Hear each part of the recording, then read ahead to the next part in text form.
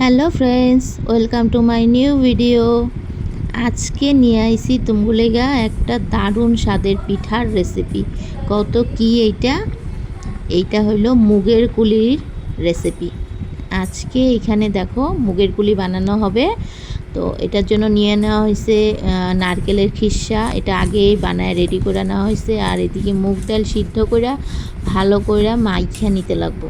তো আর মুগ ডালটার মধ্যে একটু ময়দা নিয়ে নিতে লাগবো আর অল্প একটু চালের গুঁড়া নিতে লাগবো। চালের গুঁড়ার পরিমাণটা কম, ময়দার পরিমাণটা বেশি নিতে লাগবো, নাহলে কিন্তু পিঠাটা শক্ত হয়ে যাইব। তারপর গুড়ের রসের মধ্যে যখন ভিজানো হইব তখন কিন্তু শক্ত হয়ে থাকবো, ভালো করে ভিজবো না জিনিসটা। তো ওর জন্য কি করতে লাগবো, ময়দাটা বেশি নিতে লাগবো, চালের গুঁড়াটা কম নিতে লাগবো। নিয়ে সুন্দর করে একটা ডো বানায় নিতে লাগবো। যেভাবে আমরা আটার ডো মাখি ওইভাবে সুন্দর করে আটার ডো বানায় নিতে লাগবো। তো এখানে মা সুন্দর করে আটার ডোটা মাইখা নিল। তারপর এখানে দেখো কুলি পিঠার বাটিটা বানাইতেছে, কি সুন্দর ঘুরাইয়া ঘুরাইয়া বানাইতেছে। আর সুন্দর টুপির মতন হয়ে গেছে দেখো। সুন্দর করে একটা বাটিটা বানায় নিল। তারপরে ভিতরে নারকেলের খিসা দিয়ে আমরা যেভাবে কুলি পিঠা বানাই ওইভাবেই কুলি পিঠাটা বানায় নিতেছে। আর এই পিঠাটা কিন্তু খাইতে বিরাট স্বাদ, সেই স্বাদ এই পিঠাটা।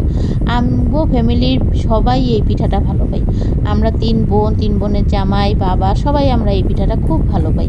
আমরা ঠান্ডা সিজনে যদি যখন বাপের বাড়ি যাই মা এই পিঠাটা বানাই, কারণ আমরা সবাই এই পিঠাটা খাইতে খুব ভালো পাই। আর ঠান্ডার দিনে তো এই পিঠাটা ঘরে তোমার এক সপ্তাহ মতো ভিজাইয়া রাখা যাব। মানে এটা তো গুড়ের মধ্যে ভিজাইতে লাগে, জিনিসটা গুড়ের মধ্যে থাকে ঠান্ডার দিনে। মানে যত একটা একটা করে দিন পার হয় তত মানে জিনিসটা সফট হয়ে যায়, পুরো নরম হয়ে যায় একদম।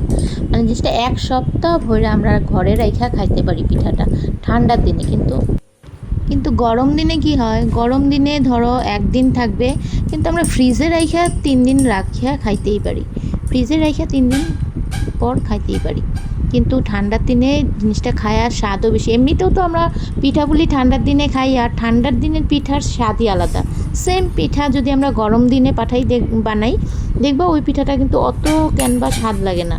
গরমে আমাদের আগেই ভয় লাগে যে পিঠা খামো, এত গরমে আরও গ্যাস হয়ে যাইব, এত টেনশন লাগে। কিন্তু ঠান্ডার দিনে পিঠা খাওয়ার মজাটাই আলাদা।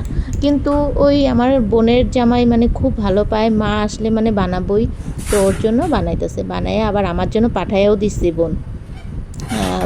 বোনের জামাই, মানে আমার ভাই আর আমার বাবা দুজনে মিলে আইসা কিন্তু আমারে দিয়া গেছে। তো আমি ফ্রিজেই রেখে দিছি, কারণ না হলে তো নষ্ট হয়ে যাবো। গরমের দিন 2 দিন ফ্রিজে রেখে আর কি খাইতে পারবো। তাছাড়া আর পরে এমনিতেও ফ্রিজে রাখলেও আর এটা থাকবো না, যেই গরম দিছে 2 দিনই রাখা যাবো, এর বেশি রাখা যাবো না। তো মা দেখো কি সুন্দর করে বসে বসে বানাইতেছে। তো মার হাতটা দেখলে পরে এমনিতেই যেন মনটা শান্তি হয়ে যায়, খাওয়ার আগেই যেন মনটা শান্তি হয়ে যায়। যেন মার হাতের পিঠা, মার হাতের রান্না, যে কোনো জিনিস মার হাতের মতো কি আর অন্য কারো হাতেরটা হয়?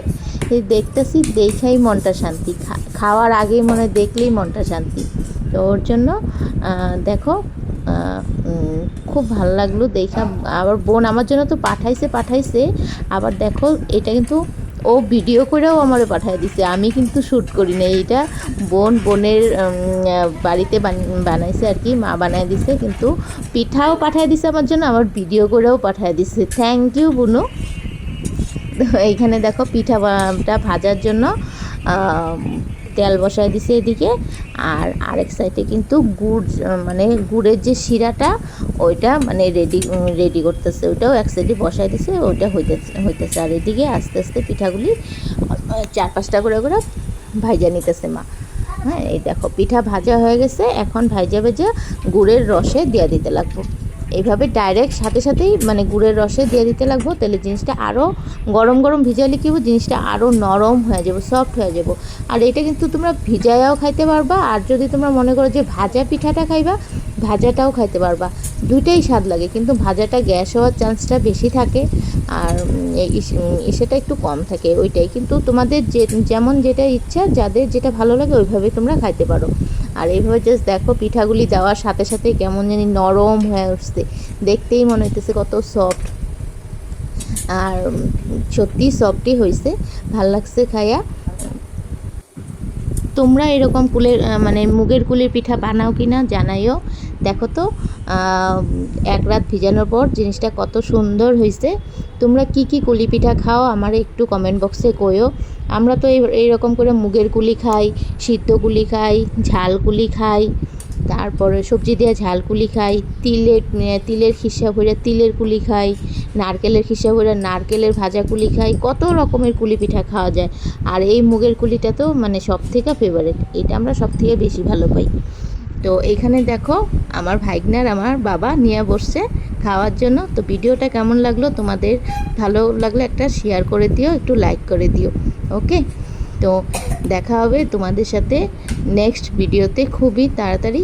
তো কেমন লাগলো রেসিপিটা অবশ্যই জানাইও আর একটু শেয়ার করে দিও। ওকে, টেক কেয়ার, বাই বাই।